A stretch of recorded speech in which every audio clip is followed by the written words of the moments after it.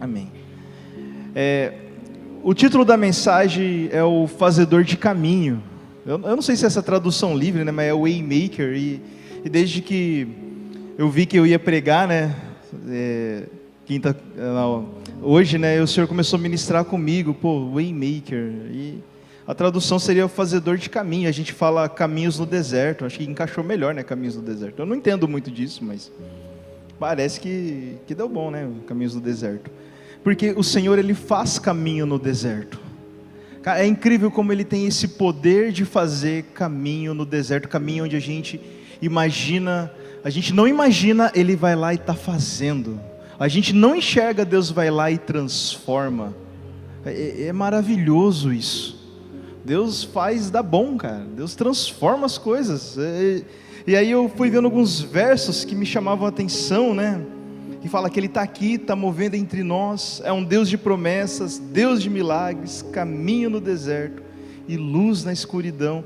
E o que isso tem a ver? A gente consegue acessar isso com fé. Fé. E como essa palavra tem mexido comigo, conversando ali com o Douglas, e eu lembro até dos primeiros discipulados, o pastor Marinho, ele falando, o chamado passa por provação, né? Eu pensei, eu tô safo, né? Já passei, né? O negócio só aumenta, né? Só provação, cara.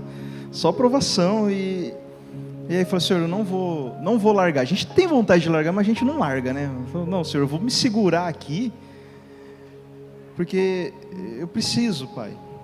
Eu preciso de fé. E quando eu me converti, eu tive muita batalha com opressão maligna, muita batalha mesmo. Eu via demônio antes de dormir, sabe? Eu escutava coisa, via demônio. Não, eu sei que alguns irmãos aqui falam, tô vendo demônio assim agindo e Deus me deu estratégia de oração. Não, comigo era diferente, eu só via o cão e dava medo. E o pastor Mário orava, né? Ligava para ele de madrugada, né? Pastor, Deus abençoe o Senhor. Daí a minha mãe até ficava brava, vai ligar para o pastor ali e tal, né? E ele ia em casa, visitava e aí eu falava, eu não sei o que está faltando. Eu lembro que o pastor começou a falar de Efésios. Aí os irmãos pregaram, a fé é o escudo, né? Ele falava do escudo da fé que apaga os dardos inflamados do maligno. Eu estava escutando o louvor ensaiar e eu lembrei dessa época. Falei, a fé é o escudo que apaga os dardos inflamados do maligno.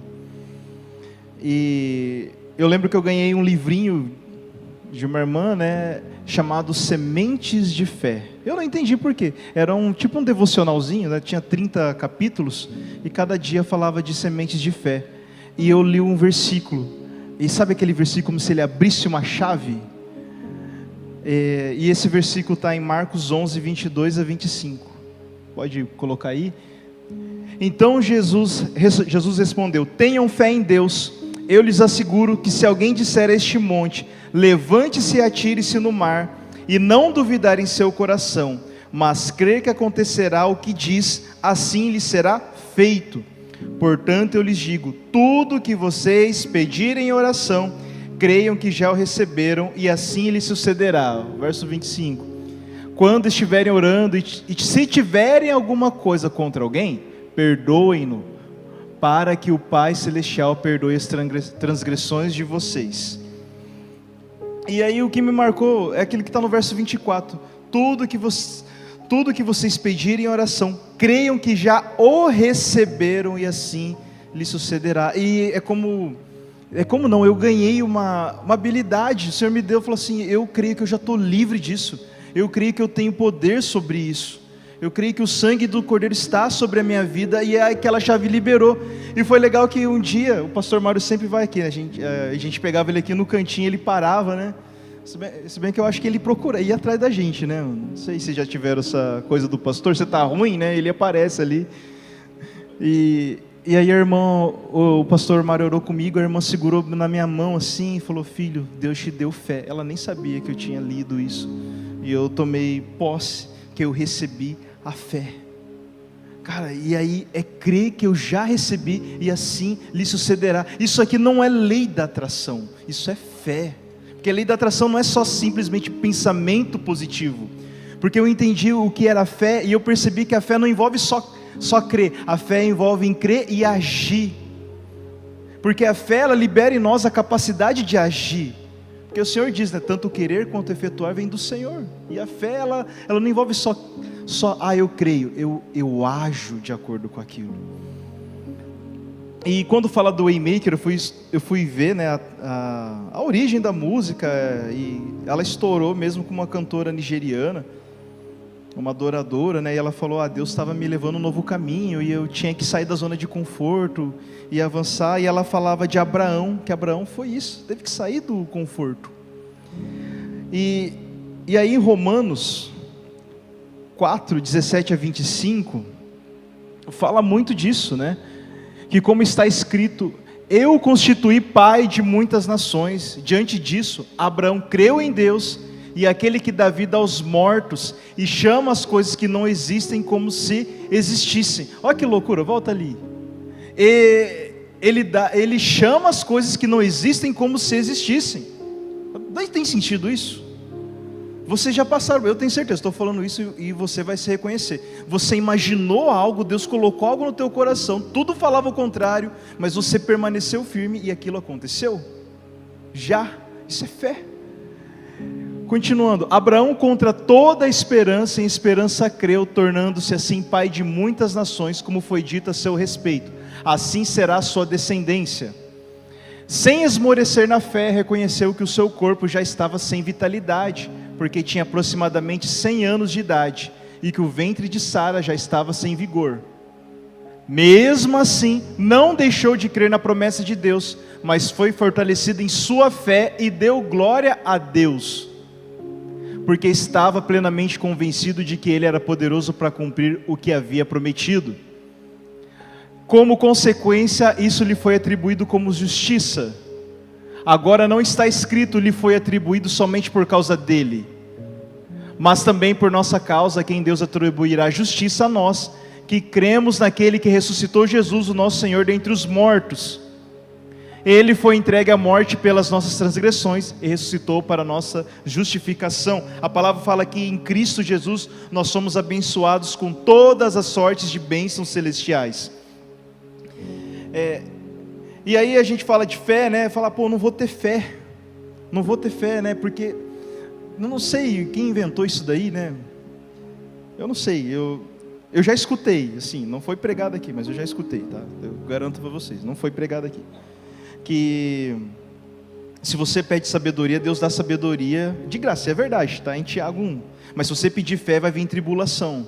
Mas a verdade é que vai vir tribulação na tua vida, você pedindo fé ou não pedindo, não sei se vocês sabiam disso, né? Se pedir fé, vai vir tribulação, se não pedir, vai vir, porque a tempestade, a chuva, abate-se ao que crê e ao que não crê. Coisa ruim acontece com todo mundo, coisa ruim não, Deus não tem coisa ruim, mas as coisas difíceis acontecem com todo mundo. Mas o pior, a gente acaba tomando isso e fala assim, não vou pedir fé, porque senão vai vir dificuldade para exercitar minha fé. Vai vir fé do mesmo jeito, vai vir dificuldade do mesmo jeito. Mas a sacada está que a gente acaba, com isso a gente acaba deixando de agradar a Deus, porque sem fé é impossível agradar a Deus.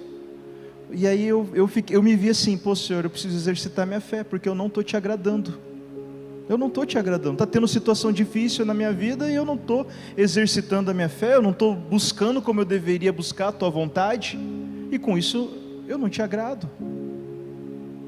É difícil falar isso, mas às vezes quando coisas que forçam a gente, querendo ou não, eu passei por aquela situação de opressão, estou dando meu testemunho. Quando eu exercitei a minha fé, Deus se agradou. A situação não foi legal. O Lucas não está aqui, né? Ele conta da Manuela que morreu, ele clamou e ela voltou à vida. Ele usou a fé ali, porque ele não teve fé no médico, teve fé em Deus. Foi legal passar por isso? Não foi, mas Deus se agradou. E a nossa fé é fortalecida, ela nos ajuda a romper. Porque, gente, a fé ela tem o poder de mudar o mundo natural, a realidade, estou falando entre aspas, a realidade natural. Porque o mundo espiritual ele é mais real que o mundo natural. A fé ela nos dá essa chave para ligar as coisas. Você pode ver pessoas que alcançaram, isso que eu fico assim, de cara. eu gosto de escutar podcast, né? O Bruno fica o tempo todo escutando podcast, porque tem umas histórias assim, e eu vi o Celso Portiolli contando a história dele. E o cara não fala de Deus, mas ele fala de uma forma, eu não sei, eu senti algo em mim que eu tinha que fazer tal coisa. Eu senti algo em mim que eu tinha que sair da casa da família ali e ir para São Paulo. E aí Deus me mostrou um cara que conheceu outro cara que me apresentou o Silvio Santos. Pô, é fé. E aí fala, as pessoas estão vivendo mais na fé do que a gente que tem as chaves da fé. Vocês entendem isso? Chaves da fé. É difícil, mas o Senhor nos ensina a usar a nossa fé. A gente tem poder para usar a fé. Mas eu não estou pronto ainda. Deus, Ele vai capacitando a gente para usar a fé. Amém? Ele não só aponta, Ele vai nos preparando para isso. É a academia do Senhor, cara. Demora. Para nosso ver, demora, né? Mas está no tempo de Deus. A gente não entende, mas está. E aí, como que a gente pode usar a fé? Como a gente pode acessar a fé? Primeiro, óbvio, crer em Jesus. Crer em Jesus. Falou lá, crer em Jesus em Romanos. A gente crê em Jesus não é só, eu acredito em Jesus, porque todo mundo acredita. A palavra fala em Tiago que os demônios acreditam e tremem de medo. O Satanás, ele conhece a Bíblia de capa a capa, cara. Ele está lá. Ele sabe como que é a palavra, mas ele não se firma na palavra. E aí quando a gente abre em João 15, que Jesus ele conta, né, da figueira, e ele fala, tudo que vocês pedires em meu nome, vai acontecer. Esse meu nome é o quê? Aquilo que representa Jesus. O Tiago pregou sobre ser um embaixador, né? O embaixador, ele se porta da melhor forma para representar o reino, para representar o país que ele está. E a gente é embaixador de Cristo aqui. Então nós devemos nos portar de maneira que nós mostremos a Cristo. E a chave desse versículo para mim está em João 15, versículos 5 a 8, porque ele vai falando várias vezes, vai repetindo essa ideia aqui, ó. Eu sou a videira e vocês os ramos. Se alguém permanecer em mim e eu permanecer nele, esse dará muito fruto, pois sem mim vocês não podem fazer nada. Ele fala, eu sou a videira, vocês têm que permanecer em mim. Cola em mim, que eu colo em vocês. Aproximem-se de Deus e Ele vai aproximar de vós. Se alguém não permanecer em mim, será como o ramo que é jogado fora e seca. Tais ramos são apanhados, lançados ao fogo e queimados. Se vocês permanecerem em mim e minhas palavras permanecerem em vocês, pedirão o que quiserem e será concedido. O meu Pai é glorificado pelo fato de vocês darem muito fruto, e assim serão meus discípulos. Então quando a palavra ela começa a dirigir a minha vida, ela começa a controlar a nossa vida, aquilo que a gente ora, a gente vai orar de acordo com a palavra, e Deus vai conceder. A gente vai começando a entender o feeling, a gente vai voando alto como as águias. Olha que doido, a gente vai voando alto como as águias. Você sabe, já viu o urubu? O urubu é da família da águia, não sei se vocês sabiam, tá? Você sabia disso? Que é da família da águia, né? A vigia rapina, né? Que tem a garra, né? Você vê que o urubu não faz força para voar, ele só sente o vento. A águia também, ela não faz força para voar. Toda ave de rapina, ela percebe o vento e vai. Lá no presídio tem um monte de urubu, né? Um monte de urubu e gavião, né? Eles ficam lá dividindo. E aí os urubus são mais ousados, né? Eles tentam voar assim, eles veem que não dá voo, eles voltam e esperam o momento certo para voar. Quando a palavra está em nós, a gente começa a entender o tempo. A gente começa a perceber isso. Eu falo isso porque a gente é tão influenciado pelo mundo, e o mundo aos pouquinhos vai nos desviando da palavra. Vai nos desviando. Eu falo do mundo, né? O crente fala muito mundo, né? Mas o mundo é toda... tem coisa da nossa cultura que a gente, cara, não agrada ao Senhor. Por isso que em Romanos 12, versículo 1, diz assim: portanto, irmãos, peço pelas misericórdias de Deus que ofereça o corpo de vocês como sacrifício vivo, santo e agradável a Deus. Este é o culto racional de vocês. Para aí, a gente falou muito de adoração, né? Adoração é sacrifício. Os adoradores sacrificam. Esse sacrifício é entrega. Fala, Senhor, eu vou me entregar ao Senhor. Eu quero viver de tal jeito, mas o Senhor fala para viver desse jeito, eu vou viver desse jeito. Isso é o que a gente chama de converter, né? Converter, você vai mudando de direção. Quando eu falo, eu me converti porque eu ia para essa direção, e o Senhor mandou eu voltar, mandou eu ir para o outro lado. Verso 2: não se amoldem ao padrão deste mundo, mas transformem-se pela renovação da sua mente, para que vocês experimentem a boa, agradável e perfeita vontade de Deus. Gente, a bênção do Senhor, ela enriquece e não acrescenta dores. Guarda isso daí. A boa e agradável vontade de Deus é que nós sejamos abençoados, e aquilo que o Senhor dá não traz dor, não traz tormento para nós. Ela enriquece a nossa vida, ela acrescenta a nossa vida. E aí a gente, sem perceber, a gente vai tomando a forma do mundo. A gente vai vendo uma série, vê um filme. A hora que você vê, você está acreditando naquilo. Pô, tanta coisa, cara. Aí, nossa, se for falar aqui, aí não para, né? Eu lembro, tem o feminismo e tem o contra-feminismo, né? Que é os MGTOW, né? Os caras que... as mulheres falam, não preciso de homem. E os homens falam, também não preciso de mulher. E aí a gente vai criando o cachorro, né? Vai sendo pai de pet. Todo respeito aos pais de pet aqui, desse lugar. Desculpa. Mas querendo ou não, o mundo nos molda. Parece bizarro, estou falando de filhos, né? Ela está olhando para mim, né? Está falando de filho, né? É uma coisa que Deus está nos tratando, está me tratando, na verdade, né? No Antigo Testamento, a mulher sempre, você via aquela coisa assim, tem que ter filho, tem que ter filho, tem que ter filho. Por quê? Não tinha INSS no Antigo Testamento. A aposentadoria do pai eram os filhos. Mas também os filhos, eles entendiam, meu pai me criou, agora eu vou ajudar o meu pai, eu vou cuidar do meu pai. E os caras davam conta de cuidar do pai, ajudavam o pai, eles queriam honrar o pai. E a gente perdeu isso. Pô, aí você depende do Estado.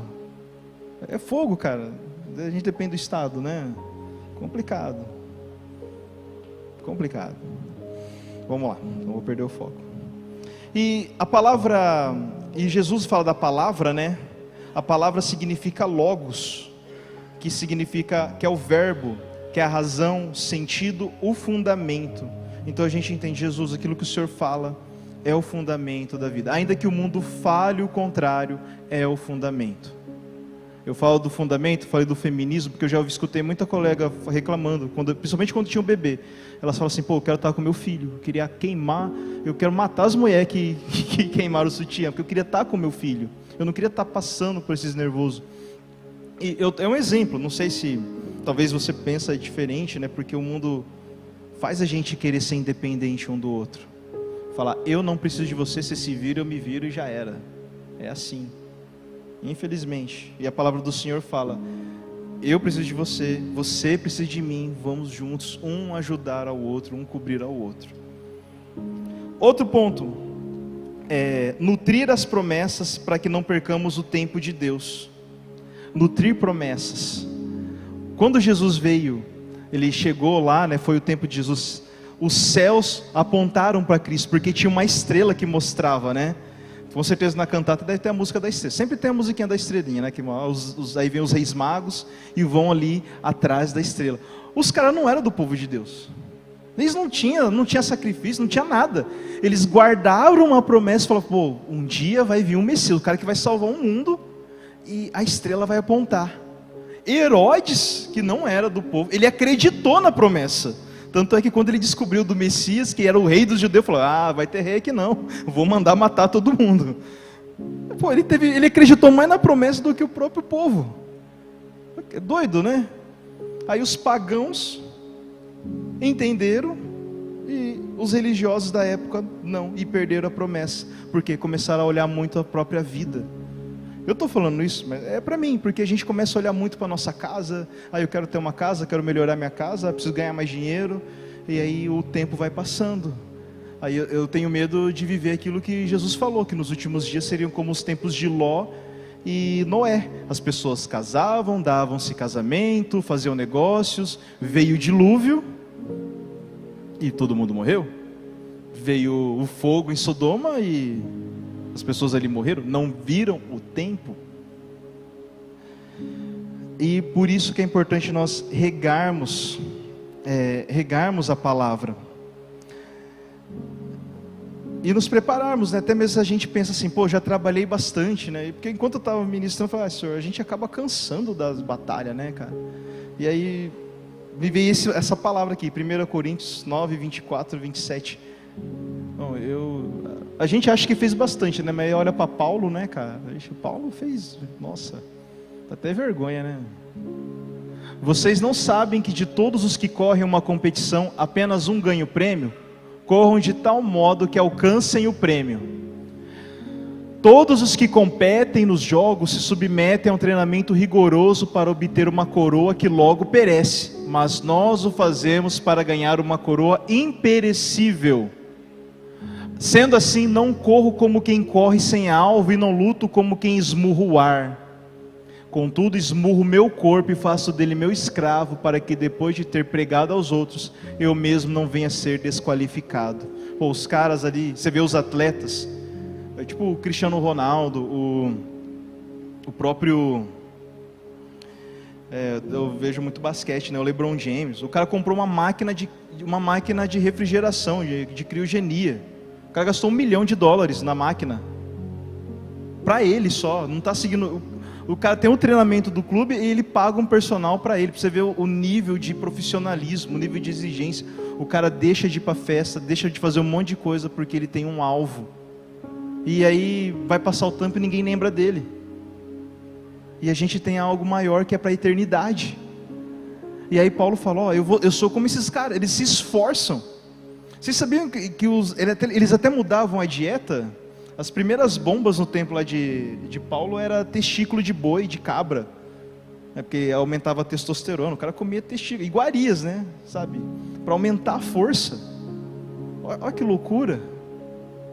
E quanto ele se esforça, a gente não faz isso. E Paulo fala, pô, eu quero viver as promessas, eu quero viver a promessa, porque quando a gente vive a promessa, Deus é glorificado.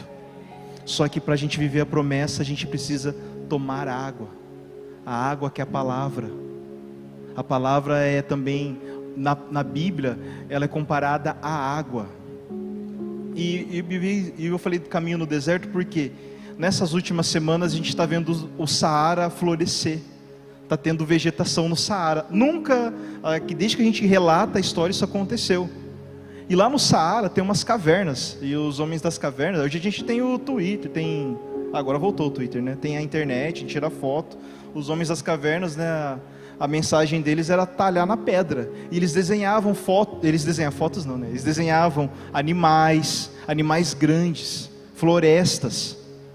E é um detalhe que se você olha o mundo assim, o Saara está na mesma latitude, né, que a floresta amazônica. Só que aqui tem floresta e lá tem deserto, por quê? Tem água. Ah, mas você pode falar, mas a floresta amazônica tem muito nutriente no solo. Mentira, não tem. O que faz a floresta crescer é a água. A real, o que faz uma planta crescer é a água. Estou falando isso, né, agora dá uma carteirada, né? Porque eu estudei isso daqui, cara. Tem um cara chamado Van Helmont. O que ele fez? Você já percebeu? Você já teve um vazamento na tua casa, assim, de um cano? Você vê que não cresce um musguinho ali? O que a planta está comendo? Cimento? A planta está comendo água, pegando luz e água. Esse cara aqui, ele fez o quê? Ele fez um experimento, ele colocou uma plantinha, plantou e foi regando, ele foi vendo que a planta crescia. Aí ele viu, será que ela está comendo o solo? Aí antes ele mediu o peso do solo, e aí ele tirou a planta e ele viu, pô, o peso é o mesmo, mas a planta cresceu. O que ela pegou? Ela pegou a água. O que faz a floresta ser o que a floresta é a água. Por isso que a palavra fala, né? Bem-aventurados aqueles que conhecem a palavra de Deus, são como árvores frutíferas à beira do ribeiro, à beira da água. Se a gente perder a água, o nome do Senhor não é glorificado, a gente vai perder o time das promessas. A gente vai perder o time, querendo ou não. A promessa está acontecendo aqui. Na moral, às vezes pode estar acontecendo um avivamento, tá na cara o avivamento, a pessoa fala, legal, eu não gosto muito do reteté, é gritaria, não gostei da palavra, foi muito longa, e você perde o tempo do Senhor. Puxa, já passa rápido, né? Essa aqui não vai dar. Bom, eu estou falando isso porque o Senhor fez para a gente ser cabeça e não cauda. E parece, mas a gente até olha para um lado egoísta, né? Então eu vou viver as promessas, é só para mim. Não. Quando Deus ele dá uma promessa, Ele quer que você cresça e tome posse dela. As promessas não estão nas regiões celestiais, Ele quer que você suba até essas regiões e tome posse dessas promessas. Deus ele tinha uma promessa para José, dele ser governante, nos sonhos mesmo. Incrível que os irmãos perceberam o sonho, né? E aí, Deus levou ele para o Egito, através da vida dos irmãos, situações ruins. Ele, além de escravo, ele ficou preso, mas aí numa virada de chave, quando o caráter dele estava formado, ele tomou posse das promessas. O que eu falo para você essa noite, não desista. A gente às vezes pensa que está no centro da vontade de Deus, vai estar tudo bem, está tudo tranquilo. Não. É no meio da turbulência que a gente vai conhecendo, a gente vai tomando posse para usar a chave da fé. Conseguiram entender? Ok? O atleta ganhar os prêmios, ele teve que se esforçar. Mesmo que pareça que não se esforça. Vou dar o exemplo de um cara que a gente vê que não se esforça, o Neymar, cara. A gente vê o Neymar, a gente pensa vagabundo, né? Não faz nada. Não ganhou um título para nós, né? Mas a minha visão do Neymar mudou quando o Muricy falou que ele era o primeiro a chegar e o último a sair do treino. É o Muricy Ramalho, pô. Falou, esse é o primeiro a chegar e o último a sair.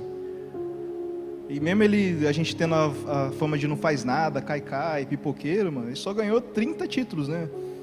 Na carreira dele. Fez muita coisa.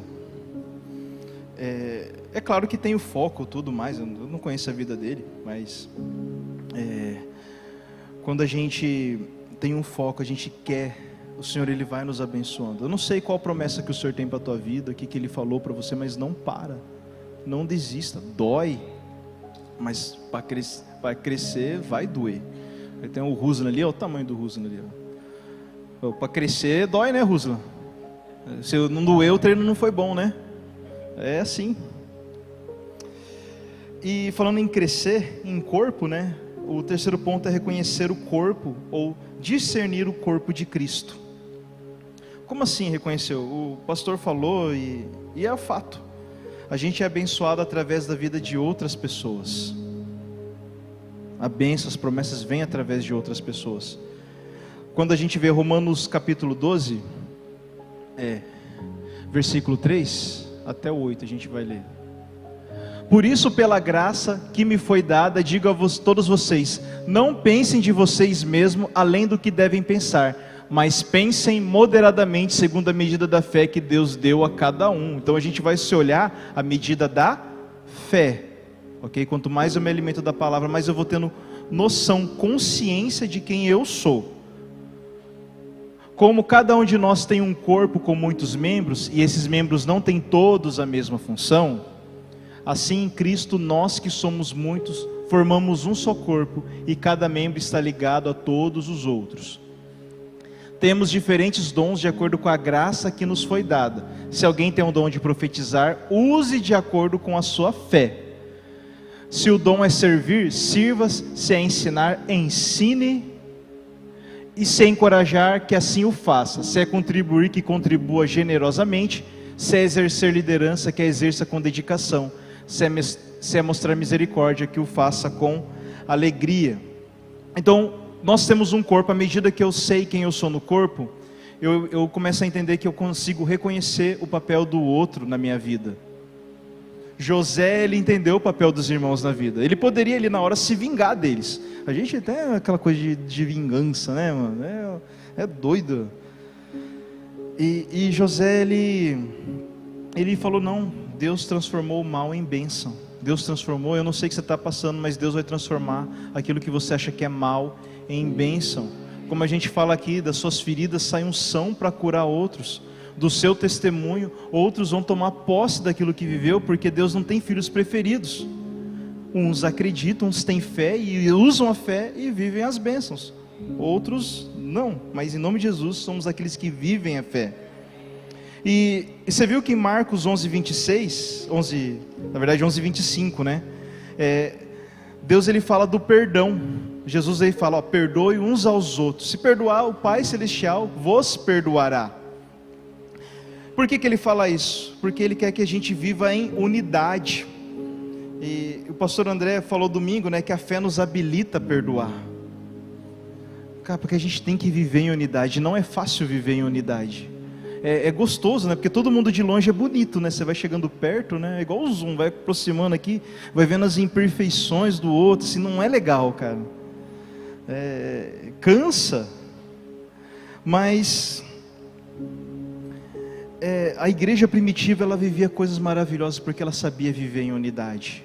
Não é legal. Eu tenho dificuldade de viver em unidade. Eu falo para você, eu falo que eu tenho uma personalidade histriônica, sabe? Eu não gosto de estar perto dos outros, sabe? Meio isolando assim, me cansa. Não sei se é porque eu trabalho com gente toda hora, sabe? Mas cansa. E eu vejo que não. Por exemplo, quando Paulo saiu para pregar o evangelho, primeira viagem missionária dele, ele foi, pregou, os gentios receberam o poder do Espírito Santo, e eles falaram, esse povo aí está vivendo o Espírito Santo, o povo é todo doido. É diferente da gente, eles estão vivendo o poder do Espírito Santo. O que está em nós, está neles também. E ele leva essa notícia para Jerusalém. Aí os caras de Jerusalém falam, mas eles não são circuncidados. Vamos lá capar todo o povo, né? Capar não.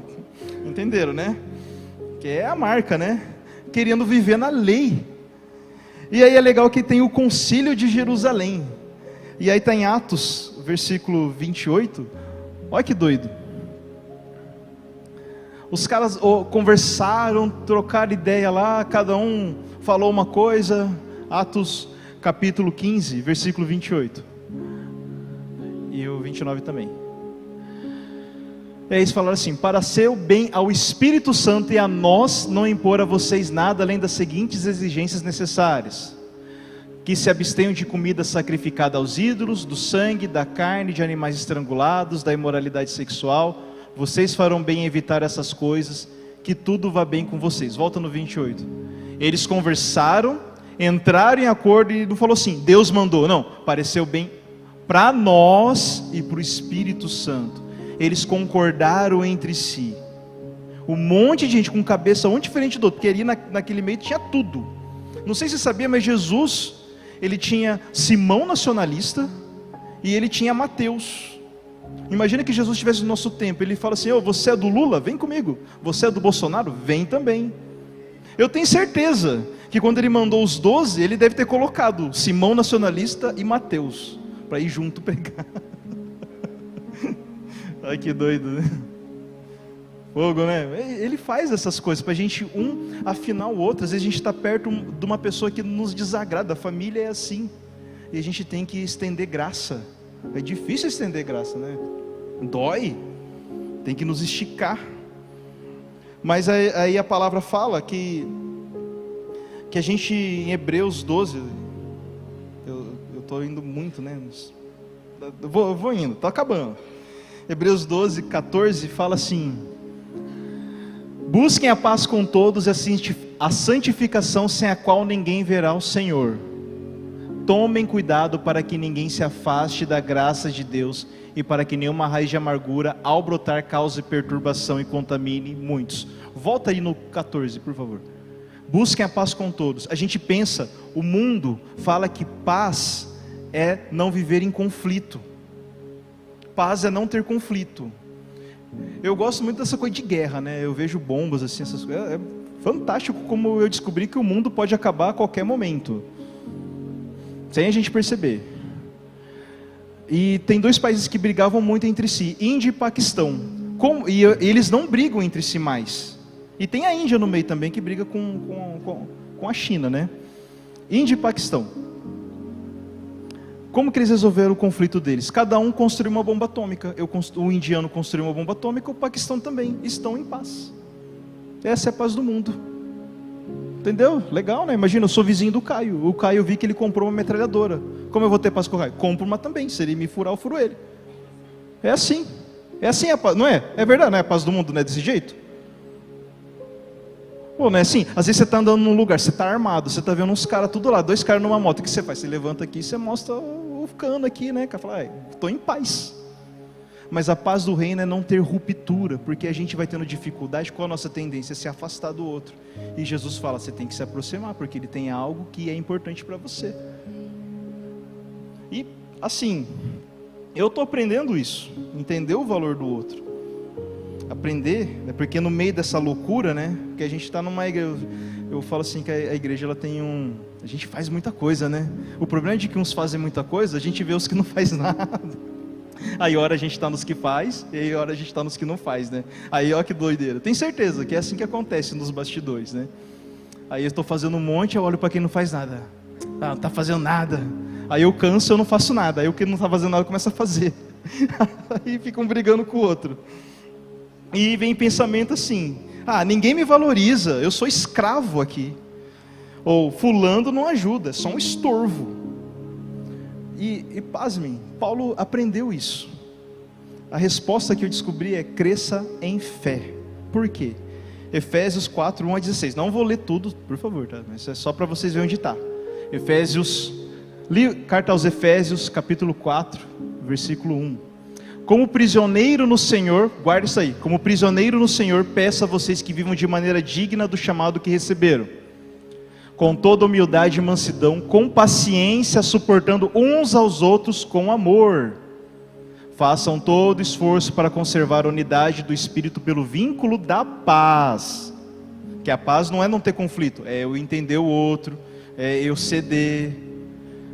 Há um só corpo e um só Espírito, como também uma só esperança quando foram chamados. Há um só Senhor, uma só fé, um só batismo. Um só Deus e Pai de todos, que é sobre todos, por meio de todos e em todos. Olha que doido, Ele é sobre todos, por meio de todos e em todos. A cada um de nós foi dada a graça, conforme a medida com que Cristo distribuiu os dons. Por isso é que foi dito, quando Ele subiu em triunfo às alturas, levou cativos muitos prisioneiros e deu dons aos homens. Ora, o que significa Ele subiu, senão também aqui havia descido às profundezas da terra? Aquele que desceu é o mesmo que subiu acima de todos os céus, a fim de encher todas as coisas. Ele designou alguns para apóstolos, outros para profetas, outros para evangelistas, outros para pastores e mestres, com o fim de preparar os santos para a obra do ministério, para que o corpo de Cristo seja edificado, até que todos alcancemos a unidade da fé e do conhecimento do Filho de Deus, e chegamos à maturidade, atingindo a medida de plenitude de Cristo. Então Ele deu dons para que a gente cresça e tenha a maturidade de Cristo. É isso, para que a gente alcance a maturidade de Cristo. Você acha que para Jesus era fácil? Às vezes eu vejo aquele texto, sabe o menor versículo da Bíblia? E Jesus chorou. E você vê que o Evangelho de João é sempre focado, que Jesus é o Filho de Deus. Tudo girava em torno disso. Quando eu entendi isso, eu vi que Jesus chorou. Não sei se Ele chorou de tristeza ou chorou de raiva, pois não entende que eu posso, que eu estou aqui. Sabe, a gente tem que crer, entender o valor do outro. Por que eu estou dizendo isso? Paulo escreveu essa carta aos Efésios na cadeia, pouco tempo antes de morrer. Alguns anos depois ele seria executado, e ele estava escrevendo cartas. O que eram as cartas de Paulo? A gente tem WhatsApp, é tipo o WhatsApp da época. Vou mandar mensagem, estou aqui preso, alguém vai fazer isso para mim. Eu escrevo, a pessoa leva. E o Evangelho de Marcos foi escrito por Marcos, óbvio. Esse Marcos, ele foi para a primeira viagem missionária de Paulo. Estava lá junto com Paulo e Barnabé. E o louvor pode vir, por favor. Paulo estava lá com... Eu olhei para o João Vitor, né? O João Vitor não está na escala hoje. Desculpa. E Paulo... Desculpa, Marcos estava lá com Paulo. E no meio ali teve uma confusão. A primeira pressão, Marcos espanou. Talvez porque era muito menino ainda. E não entendia algumas coisas. Como a gente também, né? Ora nós somos meninos, ora nós damos trabalho, ora a gente não tem paciência. E aí Paulo foi pregar o Evangelho. Ele brigou com Barnabé. Pô, os caras fizeram milagres, receberam o chamado juntos de profetas, mestres ali, entenderam, discerniram o tempo e tretaram um com o outro. E não perderam a paz. Pô, entendi, Paulo, esse é o tempo, vai, eu vou, Deus abençoe, o Senhor está aqui comigo. E foi. Aí, gente, Paulo, nos seus últimos dias, ele manda a sua carta a Timóteo, provavelmente a sua última carta, porque ele fala, né, eu estou sendo entregue como oferta. Paulo já sabia que ia morrer, e ele diz aí, na carta de 2 Timóteo, capítulo 4, versículo 11, só Lucas está comigo, traga Marcos com você, porque ele me é útil para o ministério. Esse mesmo Marcos que abandonou Paulo. Paulo, ele entendia, o pastor Marinho falou uma vez, né, tem uns estudos que Paulo, quando ele escrevia as primeiras cartas, ele falava, eu, o apóstolo de Cristo, aí depois o servo de Cristo, aí o escravo prisioneiro de Cristo. Quando ele entendeu a posição dele no reino, ele conseguiu entender o valor do outro. Aquele que ele achava que era inútil, que não servia para nada, o estorvo, ele falou, olha, chama ele porque ele me é útil. Eu não sei se você sente o estorvo, eu não sei se você olha para o outro e fala, você é o estorvo, mas à medida que a gente vai alcançando a fé, nós vamos nos reposicionando em Cristo, e o Senhor vai agindo no nosso meio. Esse mesmo Marcos que escreveu aquele versículo, que me permitiu tomar posse da fé, aquele que era um estorvo, trouxe chaves na minha vida, porque esse versículo só está aqui em Marcos. Se credes, portanto eu lhes digo, tudo que vocês pedirem em oração, creiam que já o receberam, e assim lhes será sucedido. Deus, ele trabalha nos bastidores, a gente não vê os bastidores da vida, mas Deus está trabalhando. Você já viu o documentário de times que são campeões? Vou dar um exemplo, eu acompanho o basquete, vou falar do que eu conheço. O Michael Jordan, ele é o cara que fez o basquete, né? Cresceu. Só que a gente vai ver os bastidores, ele levou 10 anos para ganhar um título. E aí falar, mas ele carregou o time sozinho. A maioria dos que estavam com ele estão no hall da fama do basquete. Será que era sozinho? Tinha alguém trabalhando nos bastidores. Para ser campeão, uma vez eu escutei de um atleta falando assim, não é fácil ser campeão. A gente depende de muitos fatores. A palavra fala que nem sempre o mais forte ganha a batalha, nem sempre o mais rápido ganha a corrida, nem sempre o mais sábio fica rico. É tudo questão de estar no lugar certo, na hora certa. E quem nos coloca no lugar certo na hora certa? O Senhor. Que seja um tempo da gente se reposicionar no Senhor, para a gente ver os caminhos no deserto. A natureza está clamando.